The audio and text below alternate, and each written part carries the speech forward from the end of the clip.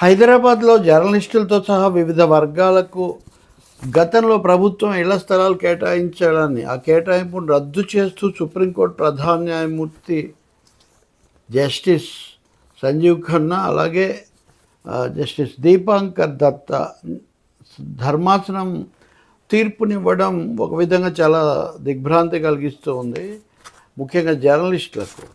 2008లో రాజశేఖర్ రెడ్డి చేసిన కేటాయింపు అది అప్పటి నుంచి అనేక మలుపులు కుదుపులు వీటన్నిటితో ఉండి 2022లో జస్టిస్ ఎన్వి రమణ ప్రధాన న్యాయమూర్తిగా సిజేఐగా ఉన్నప్పుడు ఆయన పదవీకాలం ముగించిన తీర్పుల్లో ఇదొకటి. అయితే అందులో ఒక చిన్న ఆయన ఏం చెప్పారు అప్పుడు అంటే జస్టిస్ ఎన్వి రమణ అప్పుడు ఇచ్చినటువంటి తీర్పులో ఈ ప్రభుత్వ కేటాయింపుల్లో మిగతా వాళ్ళందరితో పాటు జర్నలిస్టులు కూడా ఉన్నారు. దీనివల్ల జర్నలిస్టులకు రావాల్సిన ఇళ్ల స్థలాలు కూడా అన్యాయం అయిపోతున్నాయి. కానీ జర్నలిస్టులు అనేవాళ్ళు అంత సంపన్న వర్గం ఏం కాదు, 1100 మంది ఉన్నారు. వీళ్ళకు 8,000 నుంచి 40,000-50,000 వరకు జీతాలు వచ్చి అనేక తరగతుల్లో వాళ్ళు ఉన్నారు. వీళ్ళు మామూలు మనుషులు. ఇంతకాలం పాటు వీళ్ళు నిలిపేసేసరికి వాళ్ళకు ఒక అయోమయం వచ్చింది. కాబట్టి వాళ్ళను మేము ప్రత్యేకంగా చేస్తున్నాము. జర్నలిస్టుల వరకు వాళ్ళ హౌసింగ్ సొసైటీలకు చేసిన కేటాయింపులు ఆ భూమిని వాళ్ళకు అప్పగించమని చెప్తున్నామని 2022లో తన పదవీకాలం చివరి దశలో సిజేఐ ఎన్వి రమణ తీర్పు చెప్పారు. అప్పుడు దాన్ని అందరూ హర్షించారు. రెండోది, హైదరాబాద్లో దీర్ఘకాలంగా ఉన్నటువంటి ఒక అంశం పరిష్కారం అయిందని కూడా భావించారు. ఆ తర్వాత ఈ సంవత్సరం ఎన్నికల ప్రచారంలో కూడా బీఆర్ఎస్ చెప్పింది, రేవంత్ రెడ్డి కాంగ్రెస్ పార్టీ కూడా చెప్పాయి. ఆయన ముఖ్యమంత్రి అయ్యాక 2024 ఏప్రిల్లో అనుకుంటాను ఈ ఇళ్ల స్థలాలు వాళ్ళకి అప్పగిస్తూ, ఏప్రిల్ కాదు సెప్టెంబర్లో ఆ ఇళ్ల స్థలాలు అప్పగించారు ఒక సొసైటీకి. ఇంకా చాలామంది ఉన్నారు, వాళ్ళ కోసం ఏం చేయాలనే ఒక చర్చ. రెండవది, మాకు కూడా ఇవ్వండి వాళ్ళు అడగటము, ఇలాంటివన్నీ నడుస్తున్నాయి. ఇంకా నేను ఆ వివరాల్లోకి పోను ఒక జర్నలిస్టుగా. ఇప్పుడు ఎందుకు సుప్రీంకోర్టు నుంచి తీర్పు వచ్చింది? చాలా వరకు రావు బి చెలికాని అని గతంలో ఐక్యరాజ్య సమితిలో అలాగే అంతర్జాతీయ స్థాయిలో పనిచేసిన ఒక చాలా సూపర్ సీనియర్ కింద లెక్క. ఈ రెసిడెన్షియల్ వెల్ఫేర్ అసోసియేషన్స్లో ఆయన పనిచేస్తుంటారు, ఎన్జిఓలు వీటికి సంబంధించి. ఆయన వేసిన కేసులో సుప్రీంకోర్టు ప్రధాన న్యాయమూర్తి సంజీవ్ ఖన్నా ఆ తర్వాత దీపాంకర్ దత్తా ఈ తీర్పు ఇచ్చారు. వాళ్ళు చెప్పింది ఏంటి అంటే, ఇది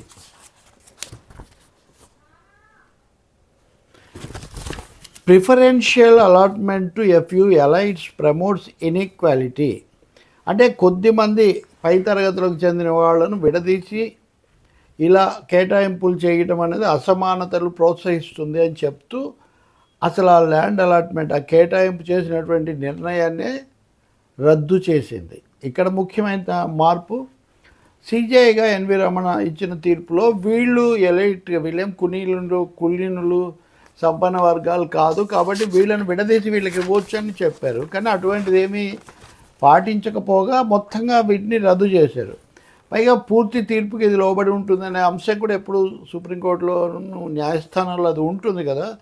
కాబట్టి ఇప్పుడు వాటిని రద్దు చేస్తూ ఆ సొసైటీలకు వాళ్ళు కట్టిన డబ్బు, రిజిస్ట్రేషన్ ఛార్జీలు ఏమన్నా ఉంటే వెనక్కి ఇచ్చేయమని చెప్పింది. సో ఇప్పుడు సుప్రీంకోర్టు చేసిన దీంట్లో Supreme Court today quashed the preferential allotment of lands to the housing societies of MPs, MLAs, civil servants, judges, defence personnel, journalists etcetera with in the Hyderabad municipal corporation limits. So the court held that such a policy to be suffering from the malice of unreasonableness and arbitrariness and promoting inequality leading to the violation of Article 14 of the Constitution. So ఇది చెడు సాంప్రదాయం అవుతుంది. రెండవది 14వ అధికరణం కింద ఉండాల్సిన సమానత అనేటటువంటి సూత్రానికి ఇది ఆటంకం అవుతుందని రాజ్యాంగ సూత్రాల వరకు కూడా ఈ తీర్పు వెళ్ళింది. ఇవన్నీ పరిశీలించారు. ఆంధ్రప్రదేశ్ ప్రభుత్వం 2008లో Andhra Pradesh government మెమోరాండా GOM of 2005 classifying MPs, MLAs, officers of all India services, state government judges of the constitutional courts and journalists as a separate class for allotment of land at basic rates. The court also quashed the subsequent GOMs issued in 2008 allotting the lands within the limits of GHMC to these classes as bad in law, being violative of Article 14 of the Constitution of India. అంటే ఇప్పుడు 2005లో మొదట ఇచ్చారు, 2008లో మళ్ళీ కొనసాగింపుగా ఇచ్చారు. వీటన్నిటిని కూడా court రద్దు చేసింది. ఈ 2010లో తెలంగాణ హైకోర్టు వీటిని కొట్టేస్తూ ఒక తీర్పు ఇచ్చింది. దీని మీద ఈ సివిల్ సర్వెంట్స్ అంటే వీళ్ళు, అలాగే జర్నలిస్టు అసోసియేషన్స్, ఇంకా హౌసింగ్ సొసైటీస్ వీళ్ళందరూ కూడా కోర్టులో అపీల్ చేశారనమాట. వాటి అన్నింటినీ కూడా ఇప్పుడు సుప్రీంకోర్టు తోసిపుచ్చేసింది. రాష్ట్ర ప్రభుత్వం చేసిన విజ్ఞప్తిని కూడా తోసిపుచ్చింది. సో ఇంకా అందులో అంశాలు చెప్పాలంటే మీడియాలో అంతగా ఇంకా రాలేదు. The allocation of land at basic rates to select privileged groups reflects a capricious and irrational approach. This is a classic case of executive action steeped in arbitrariness but clothed in the guise of legitimacy by stating that the ostensible purpose of the policy was to allot land to deserving sections of the society. Shorn of pretense, this policy of the state government is an abuse of power meant to cater exclusively to the affluent sections of the society, disapproving and rejecting the equal right to allotment of the common citizen and the socio-economically disadvantaged, the court observed. So ఈ విధంగా basic చిన్న ప్రాథమికమైన ధరకు, నామమాత్రపు ధరకు ఈ భూములను కేటాయించడం, కొంతమంది ఎంపిక చేసిన బృందాలకు, వర్గాలకు కేటాయించడం అనేది ఒక నిర్హేతుకమైన అసంబద్ధమైనటువంటి వైఖరి. ఇది అంటే అధికార వర్గం లేదా ప్రభుత్వం ఏకపక్షంగా ఏదో న్యాయమనే ముసుగు వేసుకొని వీళ్ళందరికీ కూడా అర్హులైన వాళ్ళకు మేము ఇస్తున్నాము అన్నటువంటి ముసుగుతో పైకి అలా చెప్తూ వీళ్ళకి కావాల్సిన వాళ్ళకి ఇవ్వటం అనేది ఉంది.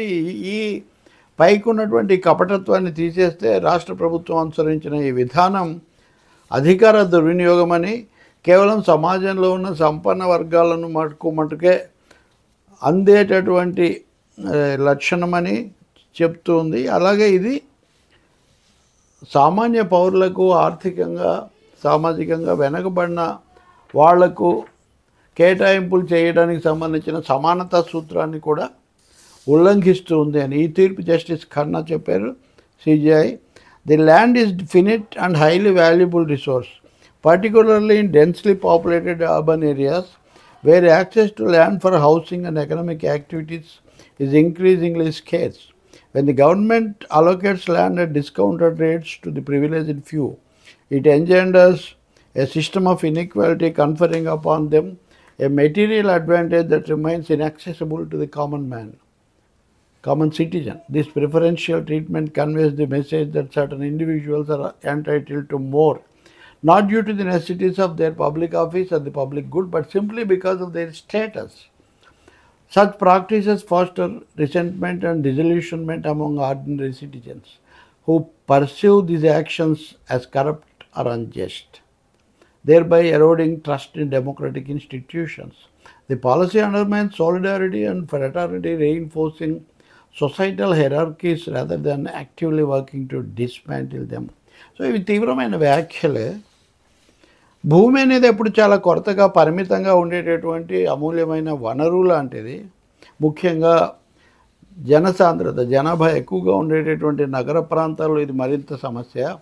ఇక్కడ ఇల్లు కట్టుకోవడం కోసం భూమి సంపాదించటం, ఆర్థిక కార్యక్రమాలు చేయటం అన్నది చాలా చాలా గడ్డు సమస్యగా మారిపోతుంది. అలాంటప్పుడు ప్రభుత్వం బాగా తగ్గించిన రేట్లకు, డిస్కౌంట్ రేట్లకు ఎవరో కొద్దిమంది మంచి పొజిషన్లో ఉన్న వాళ్లకు ఇచ్చేట్టయితే కనుక ఒక అసమానతలను ప్రోత్సహించినట్టు అవుతుంది. వాళ్లకు, సామాన్య పౌరులకు నిరాకరించబడినటువంటి ఒక సదుపాయం వాళ్లకు ఇచ్చినట్టు అవుతుంది, అందుబాటులో లేనిది. ఈ విధంగా కొంతమంది పట్ల ఈ మొగ్గు చూపించి ప్రత్యేకమైనటువంటి మేలు చేసేటైతే కనుక అది కూడా ఏదో వాళ్ళకి అవసరాన్ని బట్టి కాకుండా వాళ్ళు చేసే బాధ్యతలు లేకపోతే వాళ్ళు చేసే మంచి దాన్ని బట్టి కాకుండా కేవలం వాళ్ళ ఒక హోదాలో ఒక స్థానంలో ఉన్నారన్న అంశాన్ని బట్టి మాత్రమే ఇచ్చేటైతే కనుక అది సామాజికమైన ప్రశాంతతను కూడా అది దెబ్బతీస్తుంది. అది ఒక సందేశం ఇస్తుంది, వాళ్ళకు అవసరం లేకపోయినా ఈ విధంగా వాటిని పొందగలుగుతున్నారు అని. దీనివల్ల ఏంటంటే సామాన్య ప్రజల్లో ఒక విముఖత, ఒక నిస్పృహ కూడా కలుగుతాయి. వాళ్ళు ఇవన్నీ కూడా అన్యాయమని భావించి ఆ విధంగా ప్రజాస్వామ్య వ్యవస్థల మీద విశ్వాసం కోల్పోతారు. ఈ విధానం వల్ల సమాజంలో ఉండవలసిన సౌహార్ద్రత, సంఘీభావం దెబ్బతిని సామాజిక దొంతర్లు పెరుగుతాయి. నిజానికి మనం వీటిని కూలగొట్టాల్సి ఉండగా మనమే పెంచినట్టు అవుతుంది అని. జర్నలిస్టులను గురించి సిజేఐ రమణ చాలా సానుభూతిగా వాళ్ళ జీతాల లెక్కలన్నీ ఇచ్చారు. నేను చెప్పా కదా ఇందాక. కానీ ఇందులో దానికి పూర్తి భిన్నంగా we are also of the opinion that accredited journalists cannot be treated as separate class for such preferential treatment. In fact, a careful study of the policy indicates that higher echelons of all three wings of the government, legislatures, bureaucrats and judges of the Supreme Court and High Courts have been afforded such preferential treatment. Journalists who are considered the fourth pillar of democracy have also been included.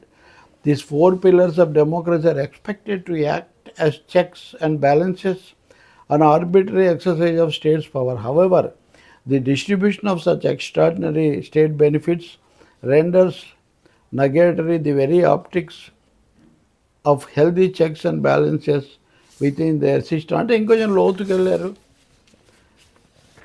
ఈ శాసనసభ్యులు, అధికార వర్గం, న్యాయమూర్తులు వీళ్ళందరినీ మూడు స్తంభాలు అంటుంటారు.